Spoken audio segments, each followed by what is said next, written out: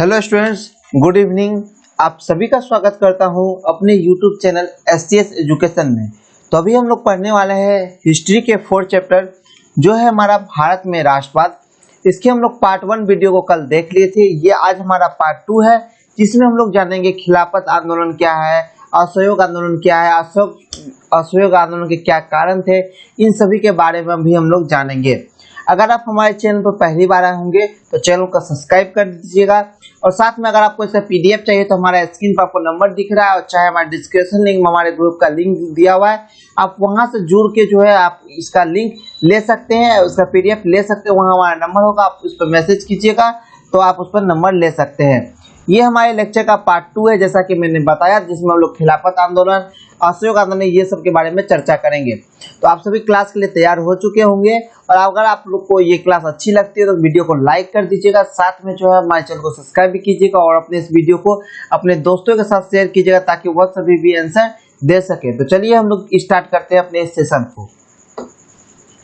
तो पहला हम लोग है खिलाफत आंदोलन। मतलब खिलाफत आंदोलन के बारे में हम लोग समझते हैं, यह क्या है, यह क्यों हुआ, यह कैसे हुआ, इसमें क्या क्या हुआ।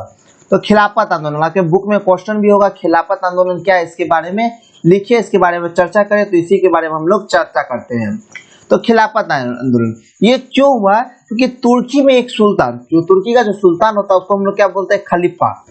तुर्की का जो सुल्तान होता है उसको खलीफा कहा जाता है। आप लोग यहाँ समझेंगे, तुर्की के सुल्तान को क्या कहा जाता है, खलीफा कहा जाता है। ये ऑब्जेक्टिव बन सकता है, आप लोग जान लीजिए, तुर्की के सुल्तान को खलीफा कहा जाता है। यह क्या था, ये एक इस्लामिक संसार का मालिक माना जाता है। ये जो तुर्की का जो सुल्तान होता है यह इस्लामी मतलब मुसलमान, मतलब इस्लामिक जिसको हम मुसलमान बोलते हैं, ये संसार का मालिक माना जाता है। मतलब प्रथम विश्व युद्ध में क्या हुआ कि जब इंग्लैंड के हाथों जब इंग्लैंड के हाथ जब तुर्की हारी तो तुर्की की जो सुल्तान थे सत्ता से हटा दिया गया, जिससे भारतीय मुसलमान में भी इसका बहुत ज्यादा विरोध होने लगा। जो प्रथम विश्व युद्ध हुआ, प्रथम विश्व युद्ध में क्या हुआ, प्रथम विश्व युद्ध हमारा इंग्लैंड के साथ जो तुर्की हारी, तो उसमें क्या हुआ, हारने के बाद तुर्की के राजा पराजय हो गए। तो इसमें क्या कि तुर्की के जो सुल्तान थे, तो जिसको हम लोग खलीफा बोलते हैं, उसको हटा दिया गया। तो ऑब्वियसली अगर किसी राजा को उसके पद से हटाया जाएगा तो इसमें किसी के बीच में एक जन आक्रोश होगा। तो यही हुआ जब उसके सबसे ज्यादा इस्लामिक संस्था का जिससे मालिक माना जाता है उसे जब उसके संविधान पद से हटा दिया गया तो उसके बाद सभी मुसलमान में जो है इसकी विरोध होने लगी। खासकर भारतीय मुसलमानों में तो इसका विरोध किया, जैसे हम लोग खिलाफत आंदोलन कहते हैं। तो यहीं से गुस्सा फूटा हमारा इंग्लैंड के खिलाफ, अंग्रेज सरकार के खिलाफ। कब से? खिलाफत आंदोलन के साथ। तो भारतीय मुसलमान ने क्या किया कि इसका विरोध करने लगा, क्योंकि वो तुर्की का जो होता है इस्लामिक जो होता है वो उसका राजा होता है, उसको खलीफा कहा जाता है और मुसलमान संसार का उसको मालिक माना जाता है। तो जब उसे इंग्लैंड के राजा ने हटा दिया, जब इंग्लैंड से हारा, तो इसका विरोध जो है भारत में भी होने लगा। इसी जो विरोध जो होने लगा जो तुर्की के खिलाफ, तुर्की में इंग्लैंड के खिलाफ, अंग्रेज के खिलाफ, तो इसी को हम लोग क्या बोलते हैं, खिलाफत आंदोलन। अगर आपसे पूछा कोई खिलाफत आंदोलन क्या है तो आप लोग लिखिएगा, तुर्की के सुल्तान को हम लोग कहते हैं खलीफा, जो इस्लामिक संसार में क्या होता है, मालिक माना जाता है। लेकिन प्रथम विश्व युद्ध में हुआ क्या कि इंग्लैंड के हाथ तुर्की की हार हुई और तुर्की के राजा को उसके पद से हटा दिया गया, जिसमें भारतीय मुसलमान ने इसका विरोध किया। इसी को हम लोग क्या बोलते हैं, खिलाफत आंदोलन। यह आंदोलन 17 अक्टूबर 1919 ईस्वी को पूरे भारत में खिलाफत दिवस के रूप में मनाया गया। तो कब मनाया गया? यह 17 अक्टूबर 1919 ईस्वी को इसको पूरे भारत में खिलाफत दिवस के रूप में मनाया गया। कब? 17 अक्टूबर 1919 ईस्वी को इसको पूरे भारत में खिलाफत दिवस के रूप में मनाया गया। अगर आपसे कोई पूछा खिलाफत आंदोलन कब बनाएगा तो सब लोग बताइएगा। खिलाफत आंदोलन जो है हमारा 17 अक्टूबर 1919 ईस्वी को पूरे भारत में खिलाफत दिवस मनाया गया था। ये क्वेश्चन जो आपका है, खिलाफत आंदोलन क्या है, इसके बारे में लिखिए। 2 नंबर में पूछेगा तो 2 नंबर में इतना आप लिखिएगा तो आपको 2 नंबर मिल जाएगा।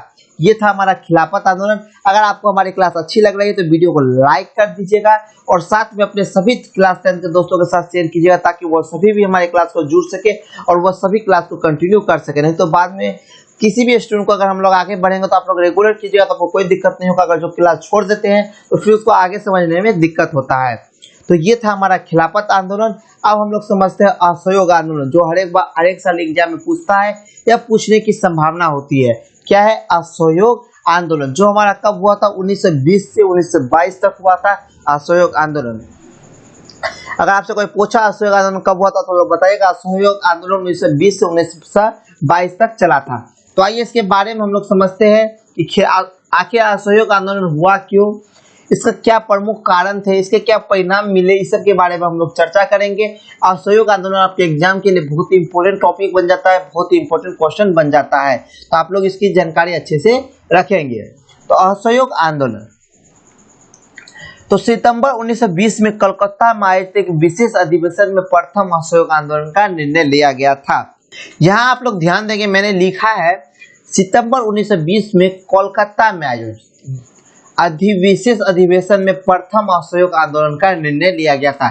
मैंने ये लाइन क्यों लिखा, ये आप लोगों को भी दिमाग में आ रहा होगा। तो ये आपका ऑब्जेक्टिव क्वेश्चन है जो आपसे एग्जाम में पूछता है, और क्वेश्चन आपसे पूछता है कि अगर आपसे ऑब्जेक्टिव क्वेश्चन होगा आपका किताब में 4 नंबर, असहयोग आंदोलन का प्रस्ताव कांग्रेस के किस अधिवेशन में पारित हुआ था। क्वेश्चन इस तरह से पारित होता है कि असहयोग आंदोलन का प्रस्ताव कांग्रेस के किस अधिवेशन में पारित हुआ था। तो यहाँ हमारा है असहयोग आंदोलन। तो असहयोग आंदोलन किस अधिवेशन में पारित हुआ था, तो सितंबर 1920 में कोलकाता में आयोजित विशेष अधिवेशन में प्रथम असहयोग आंदोलन का निर्णय लिया गया था, जो कांग्रेस की तरफ से किया गया था। तो इसका होगा हमारा सितंबर 1920 में कोलकाता में आयोजित हुआ था ये विशेष अधिवेशन, जो प्रथम असहयोग आंदोलन का निर्णय लिया गया था। असहयोग आंदोलन का जो नेतृत्व है वो महात्मा गांधी के नेतृत्व में प्रारंभ किया गया था। असहयोग आंदोलन का नेतृत्व किसके नेतृत्व में किया गया था, तो महात्मा गांधी का, और ये प्रथम जन आंदोलन था। असहयोग आंदोलन जो है प्रथम जन आंदोलन था, जनता के द्वारा किया गया आंदोलन था। तो प्रथम असहयोग आंदोलन महात्मा गांधी के नेतृत्व में प्रारंभ किया गया पहला जन आंदोलन था।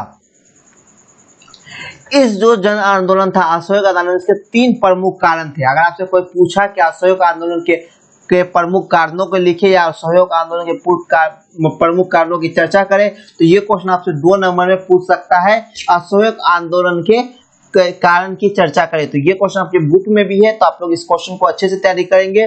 तो क्वेश्चन हमसे पूछेगा असहयोग आंदोलन के कारण को लिखे, तो आप लोग बताइएगा असहयोग आंदोलन के 3 प्रमुख कारण थे। एक एक करके हम लोग जानते हैं कि क्या क्या कारण थे। पहला जो था वो हमारा था खिलाफत का मुद्दा। क्या था पहला, इसमें था पहला था खिलाफत का मुद्दा, और दूसरा जो हमारा था वो था पंजाब में सरकार के विरुद्ध बर्बर कार्रवाइयों के विरुद्ध न्याय प्राप्त करना। जो पंजाब में सरकार मतलब अंग्रेज सरकार ने जलवायु वाला हत्याकांड किया था, इसके विरुद्ध में बर्बर कार्रवाइयों के विरुद्ध में न्याय प्राप्त करना था, किससे, अंग्रेज से। और थर्ड जो प्रमुख कारण था वो स्वराज मतलब अपने राज्य की प्राप्ति करना, मतलब भारत एक हमारा अपना देश था तो उसकी प्राप्ति करना।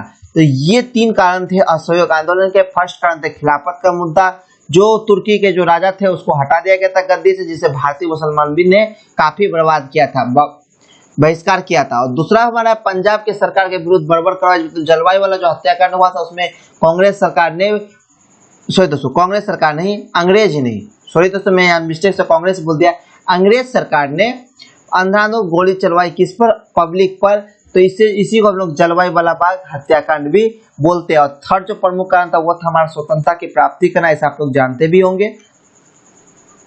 अब हम लोग नेक्स्ट समझते हैं, इसी में कुछ इंपॉर्टेंट टॉपिक है सविनय आज्ञा आंदोलन। सविनय आज्ञा आंदोलन, तो अब हम लोग इस आंदोलन के बारे में समझते हैं, ये सविनय आज्ञा आंदोलन क्या था। तो असहयोग आंदोलन के बारे में आप लोग समझ लिए कि ये जो है इस आंदोलन में 2 तरह के कार्यक्रम अपनाया गया था। प्रथम जो है अंग्रेजी सरकार को कमजोर करने में और नैतिक रूप से पराजित करने में। असहयोग आंदोलन जो किया गया था, असहयोग आंदोलन में से 2 तरह के कार्यक्रम अपनाया गया था। पहला अंग्रेज सरकार को कमजोर एवं नैतिक रूप से पराजित करना, और दूसरा जो था वो रचनात्मक कार्यों को अंतर्गत न्याय के स्थान पर पंचों का फैसला मानना, जो कांग्रेस सरकार नहीं मानते थे। अब हम लोग जो है सविनय आज्ञा आंदोलन के बारे में समझते हैं। अब मैं आप लोगों को फिर से रिपीट कर रहा हूँ, वैसी विस्तार के लिए मैं इसका पीडीएफ आप लोगों के साथ आज इस ग्रुप में से हम अपने ग्रुप में शेयर कर देंगे। आप लोग वहां से, अगर किसी के पास बुक उपलब्ध नहीं होगा तो आप लोग वहां से भी पढ़ सकते हैं। तो मैं आपको इस बुक का पीडीएफ शेयर कर दूंगा इस क्लास के इनके बाद, तो आप लोग अपने बुक से पढ़ाई कर लेंगे, क्योंकि बुक से आप लोग पढ़ाई करेंगे तो आप लोगों को और ज्यादा मजबूत होगा और आप लोगों की पढ़ाई भी बहुत ज्यादा होगी। और एक बात आप लोग पॉइंट करके नोट लिख ली, चोरा चोरी की जो घटना हुई थी वो उत्तर प्रदेश के गोरखपुर जिले में हुई थी, जिसमें जो है पुलिस द्वारा फायरिंग के विरोध में भीड़ पर थाना में पर हमले किया गया था, जो 5 फरवरी 1922 ईस्वी को 22 पुलिसकर्मियों की जान ली थी। फलतः 22 फरवरी 1922 को गांधी जी ने अपना निर्णय स्थगित किया, जो ये था हमारा आपको असहयोग आंदोलन जो किया था उसको स्थगित किया, और उसे गांधी जी को 6 वर्ष का कारावास भी सुनवाया गया। अब आते हैं हम लोग सविनय अवज्ञा आंदोलन क्या है, इसे क्या होते हैं, तो इसके बारे में हम लोग अब समझते हैं। सविनय अवज्ञा आंदोलन, तो इस आंदोलन के बहुत सारे प्रमुख कारण थे, तो हम लोग उतने प्रमुख कारण नहीं, एक दो भी जो विशेष है उसको हम लोग अच्छे से समझेंगे, और बाद में मैं उसका एक एक टॉपिक आप लोगों को डिस्कस कर दूंगा। तो सविनय अवज्ञा आंदोलन, तो ब्रिटिश सरकार औपनिवेशिक सत्ता के खिलाफ गांधी के नेतृत्व में 1930 ईस्वी में शुरू किया गया सविनय अवज्ञा आंदोलन दूसरा ऐसा जनता था जिसे सामाजिक आधार पर काफी बल मिला। सविनय अवज्ञा आंदोलन कैसा था? सविनय आंदोलन हमारा दूसरा ऐसा जनता था जिसे सामाजिक आधार पर काफी बल मिला। तो ब्रिटिश औपनिवेशिक जो था ये सत्ता के खिलाफ गांधी जी के नेतृत्व में सन 1930 ईस्वी में, कब? सन 1930 ईस्वी में शुरू किया गया सविनय अवज्ञा आंदोलन, और दूसरा ऐसा जनता था जिसे सामाजिक आधार पर काफी बल मिले। तो ये था हमारा सविनय अवज्ञा आंदोलन। ये हमारा दूसरा ऐसा आंदोलन था जिसे जनतंत्र मिला, और ये हमारे अहिंसा के पाठ पर ये सविनय अवज्ञा आंदोलन के लड़ने की योजना गांधी जी ने बनाई थी। तो आप लोग इसको समझ लिए सविनय अवज्ञा आंदोलन क्या होते हैं। तो ब्रिटिश अपने से सत्ता के खिलाफ गांधी जी के नेतृत्व में शुरू किया गया था, कब? 1930 ईस्वी में। सविनय अवज्ञा आंदोलन कब प्रारंभ किया गया था, तो आप लोग बताइएगा 1930 ईस्वी में। अब हम लोग आते हैं सविनय अवज्ञा आंदोलन के क्या सब कारण थे। तो सविनय अवज्ञा आंदोलन के बहुत सारे कारण थे, लेकिन हम लोग एक एक इसके इंपॉर्टेंट टॉपिक को डिस्कस करते जाएंगे, और बाकी मैं आप लोगों को भी समझा देता हूँ। तो आते हैं हम लोग सविनय अवज्ञा आंदोलन के कारण पर। चलिए हम लोग अब इसको समझते हैं। तो इसका जो पहला था वो हमारा साइमन कमीशन। क्या था?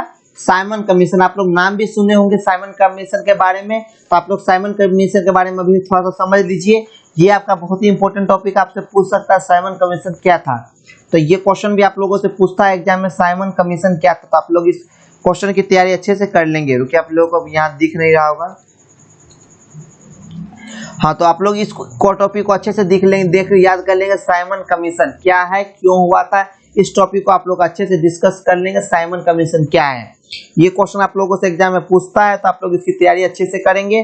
तो हम लोग आते हैं अपने टॉपिक पर। तो सन 1919 ईस्वी में एक एक्ट पारित किया गया था। करते समय ब्रिटिश सरकार ने यह घोषणा की थी कि 10 वर्षों के पश्चात पुनः इन सुधारों की समीक्षा होगी। तो कब? 1919 में। तो 1919 में कौन सी एक्ट पारित की गई थी? तो रॉल्ट एक्ट, जिसमें प्रेस को प्रतिबंधित किया गया था और उसकी न्यायिक प्रक्रिया भी कम कर दी गई थी। तो 1919 ईस्वी में एक एक्ट पारित किया गया था। जिस समय ये एक्ट पारित किया गया था उस समय ब्रिटिश सरकार ने यह घोषणा की थी कि 10 वर्षों के पश्चात, मतलब 1919 में हुआ था, तो 1929 में पश्चात इन सुधारों की समीक्षा होगी। कब? 1929 में पुनः इन समीक्षाओं की समीक्षा होती। परंतु समय से पहले नवंबर 1927 में ब्रिटिश सरकार ने इंडियन स्टैट्यूटरी कमीशन का गठन किया, जिसे आमतौर पर साइमन कमीशन कहा जाता है। परंतु इस समय सबसे पहले क्या हुआ, उससे पहले 1919 में हुआ था, तो उससे 10 साल पहले जो ये कब होता, तो 1929 होता। लेकिन 1929 से पहले नवंबर 1927 में ही ब्रिटिश सरकार ने इंडियन स्टैट्यूटरी कमीशन का गठन किया। क्या नाम से गठन किया?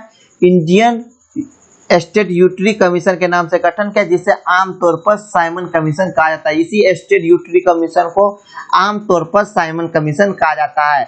तो साइमन कमीशन क्या है? तो 1919 में एक एक्ट पारित की गई थी, जिसमें अंग्रेज सरकार ने कहा था कि 10 साल के बाद इसका पुनः संशोधन होगा। लेकिन उससे पहले ही 2 साल पहले ही उन्होंने इस एक्ट पर संशोधन के लिए एक टीम को बना दिया, और इसे ही हम लोग क्या बोलते हैं, साइमन कमीशन। और इसका जो ओरिजिनल नाम होता है वो स्टैट्यूटरी कमीशन होता है, जो 1927 ईस्वी में हुआ था। यह आयोग 7 सदस्यीय टीम का था, जिसे सभी सदस्य अंग्रेज थे। यह जो आयोग का गठन किया गया था, इसमें 7 सदस्य थे, लेकिन सभी सदस्य क्या थे? कांग्रेस के थे, ना कि भारतीय थे। तो सर जॉन साइमन को इसका अध्यक्ष बनाया गया, इसलिए इसका नाम बना साइमन कमीशन। तो सर जॉन साइमन को क्या किया गया? इसका अध्यक्ष बनाया गया साइमन कमीशन का। साइमन कमीशन का अध्यक्ष इसको बनाया गया, सन जॉन साइमन को इसका अध्यक्ष बनाया गया। और यह आयोग 7 सदस्य टीम का था, जिसमें सभी सदस्य क्या थे? सभी 7 सदस्य अंग्रेज थे। तो ये था हमारा सविनय अवज्ञा आंदोलन का साइमन कमीशन कारण। दूसरा जो हमारा रिपोर्ट आता है वो है नेहरू रिपोर्ट। क्या है? नेहरू रिपोर्ट। तो साइमन कमीशन के बहिष्कार के समय तत्कालीन भारत सचिव लॉर्ड बिनकेट ने भारतीयों को एक ऐसे संविधान का निर्माण की चुनौती दी जो सभी दलों और गठों के लिए मान्य हो। तो पहला था हमारा नेहरू रिपोर्ट, जिसमें साइमन कमीशन के बहिष्कार के समय तत्कालीन जो उस समय भारत सचिव थे वो थे लॉर्ड बिरंकनहेड ने भारतीयों को ऐसे संविधान के निर्माण की चुनौती दी जो सभी दलों और गुटों के लिए मान्य हो। और भारतीय सचिव की चुनौती का जवाब देते हुए कांग्रेस ने फरवरी 1928 में दिल्ली में एक सर्वदलीय सम्मेलन का आयोजन किया। तो इसी को चुनौती देने के लिए, जो भारत सचिव का जो चुनौती की गई थी, इसी का जवाब देने के लिए कांग्रेस ने फरवरी 1928 ईस्वी में दिल्ली में एक सर्वदलीय बैठक बुलाई गई थी। इस सम्मेलन में मोतीलाल नेहरू को अध्यक्ष बनाया गया था। इस सम्मेलन का अध्यक्ष किसको बनाया गया था? जो ये सम्मेलन हुआ था जो आपको हुआ, तो इसमें इसका सर्वदलीय सम्मेलन किसको बनाया गया? तो मोतीलाल नेहरू को बनाया गया। तो यह एक ऐसा सम्मेलन जो चुनौतियां सभी दलों और गुटों के लिए मान्य थी। तो ये था हमारा इस सम्मेलन का मोतीलाल नेहरू को क्या किया गया था? अध्यक्ष बनाया गया था। अब आते हैं हमारा थर्ड नंबर जो इम्पोर्टेंट था इस आंदोलन का, सबने आंदोलन का, वो था विश्वव्यापी आर्थिक मंदी का प्रभाव। आप लोग नाम से ही डिस्कस कर लिए होंगे। विश्वव्यापी आर्थिक मंदी का प्रभाव मतलब कि पूरे देश पर आर्थिक मंदी का प्रभाव कब हुआ था? 1930 में विश्वव्यापी आर्थिक मंदी का प्रभाव भारत के अर्थव्यवस्था पर बहुत बुरा पड़ा था, जो अभी भी पड़ रहा है। और मूल्यों में बेतहाशा वृद्धि हुई थी और निर्यात भी कम हो गया था। तो ये सब हमारा था विश्वव्यापी आर्थिक मंदी का प्रभाव। चौथा था हमारा वह समाजवाद का बढ़ता प्रभाव। क्या था? समाजवाद का बढ़ता प्रभाव। इस समय जो है मार्क्सवाद एवं समाजवादी विचार तेजी से फैल रहा था। कांग्रेस संगठन के अंदर भी दबाव महसूस किया जा रहा था। इस दबाव को अभिव्यक्ति में कांग्रेस के अंदर वामथम के उदय के रूप में हुई। इस नई प्रवृत्ति के नेता जवाहरलाल नेहरू और सुभाष चंद्र बोस थे। अतः वामपंथी दबावों को संतुलित करने हेतु आंदोलन के लिए नए कार्यक्रम की आवश्यकता थी। किसमें? समाजवाद के बढ़ता प्रभाव। अब आते हैं 5 नंबर जो था वो हमारा था क्रांतिकारी आंदोलन का उभार। क्या था? क्रांतिकारी आंदोलन का उभार। तो इस समय देश की स्थिति विस्फोट थी। मेरठ पर्यंत केस और लाहौर पर्यंत केस की सरकार के विरुद्ध विचारधारा को रोक दिया गया और बंगाल में भी क्रांतिकारी राष्ट्रपति की गई थी विधि तेज हो गई। यह सब था हमारा क्रांतिकारी। अब आते हैं हम लोग पूर्ण राज्य की प्राप्ति, पूर्ण राज्य की मांग। तो दिसंबर 1929 में कांग्रेस के वार्षिक अधिवेशन लाहौर में पंडित जवाहरलाल नेहरू की अध्यक्षता में 131 दिसंबर 1921 को मध्यरात्रि में नदी के तट पर नेहरू ने तिरंगा झंडा फहराया था। स्वतंत्रता प्राप्ति के बाद प्रस्ताव पड़ा कि 26 जनवरी 1930 को पूर्ण स्वतंत्रता दिवस की घोषणा की गई। इस प्रकार पूरे देश में उत्साह की एक नई लहर दौड़ गई। तो ये था। अब हम लोग पढ़ते हैं गांधी की समझौता रूप। तो प्रारंभ करने वाले पूर्व गांधी के वायसराय इरविन के समक्ष अपनी 11 सूत्रीय मांग को रखा, जो सरकार द्वारा इसे पूरा किए जाने की स्थिति में प्रस्तावित आंदोलन करने के लिए बात कही है। अब हम लोग आते हैं दांडी यात्रा, जो 12 मार्च और 6 अप्रैल से बात है। मतलब एक टॉपिक हम लोग और डिस्कस करेंगे, तब हम आज की इस क्लास को एंड कर देंगे और नेक्स्ट टॉपिक हम लोग नेक्स्ट क्लास में डिस्कस करेंगे। तो आज की क्लास को हम लोग दांडी यात्रा और एक जो दांडी यात्रा देखिए, आज की क्लास को हम लोग एंड कर देंगे। तो दांडी यात्रा के बारे में आप लोग समझिए अच्छे से। तो गांधी ने सविनय आज्ञा आंदोलन की शुरुआत दांडी यात्रा से की थी। गांधी जी ने सविनय आज्ञा आंदोलन की शुरुआत कहां से की थी? दांडी यात्रा से की थी। तो मार्च 1930 में साबरमती आश्रम में उन्होंने अपने 78 शिष्यों के साथ दांडी समुद्र तट के गांधी के ऐतिहासिक यात्रा शुरू की और 24 दिनों में उन्होंने 250 किलोमीटर के पश्चात 5 अप्रैल को वह दांडी पहुंचे, जहां 6 अप्रैल को समुद्र से पानी से नमक बनाकर नमक कानून का विरोध किया गया था। तो 24 दिनों में 250 किलोमीटर के पश्चात 5 अप्रैल तक वह दांडी पहुंचे तथा 6 अप्रैल को समुद्र से पानी निकालकर बनाकर उसका उल्लंघन किया। अब आते हैं दांडी यात्रा आंदोलन का कार्यक्रम। ये जो दांडी यात्रा हुई थी इसका क्या सब कार्यक्रम थे, ये भी क्वेश्चन पूछता है। तो दांडी की यात्रा के कार्यक्रम, तो पहला जो कारण था वो था हर जगह नमक कानून का उल्लंघन किया गया। पहला कारण क्या था? हर जगह नमक कानून का उल्लंघन किया गया। दूसरा जो था वह छात्रों, स्कूलों और कॉलेज का बहिष्कार करना। दूसरा जो दांडी यात्रा का जो कार्यक्रम था उसमें छात्रों और स्कूल कॉलेज को बहिष्कार करना था। और थर्ड जो कहा था विदेशी कपड़ों को जलाया जाना चाहिए था ताकि मेड इन इंडिया पर लोगों का जोर मिले। सरकार से कोई कर नहीं दिया अदा किया जाना चाहिए। औरतों को शराब की दुकानें पर आगे धरना देनी चाहिए। वकील अदालत छोड़े तथा सरकारी कर्मचारी पर दया करे। हर घर में लोग चरखा काटे और सूत बनाए। और इन सभी कार्यक्रम में सत्य और हिंसा की सर्वोपरि रखा गया था, तभी पूर्ण राज्य की प्राप्ति हो सकती है। तो ये था हमारा दांडी यात्रा। आप लोग इसके एक एक टॉपिक को रख लेंगे और मैं कल इसका पीडीएफ शेयर करूंगा, तो आप लोग इसका पीडीएफ ले लीजिएगा, ताकि मैं पीडीएफ के लिए तीनों क्लास का लिंक मांगू तो आप लोग हमें दे सके। तो अब हम लोग आते हैं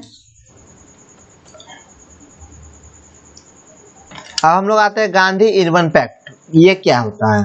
तो सबनी आज्ञा आंदोलन के व्यापक और अंग्रेजी सरकार का समझौता करने के लिए बात किया गया और सरकार को गांधी के साथ समझौता वार्ता करनी पड़ी। इसे ही हम लोग गांधी इरविन पैक्ट के नाम से जानते हैं। गांधी इरविन पैक्ट के नाम से किसे जानते हैं? तो सबनी आज्ञा आंदोलन क्या एक व्यापक ने कांग्रेस सरकार के समझौता करने के लिए बात किया और सरकार को गांधी के साथ समझौता वार्ता करनी पड़ी, जिसे गांधी इरविन पैक्ट के नाम से जाना जाता है। यह दिल्ली समझौता के नाम से भी जानता है। जो गांधी इरविन पैक्ट है वो दिल्ली समझौता के भी नाम से जाना जाता है, जो मार्च 1931 को गांधी जी एवं लॉर्ड इरविन के बीच हुई। यह कब हुई थी? यह 4 मार्च 1931 को गांधी जी एवं लॉर्ड इरविन के बीच संपन्न हुई थी।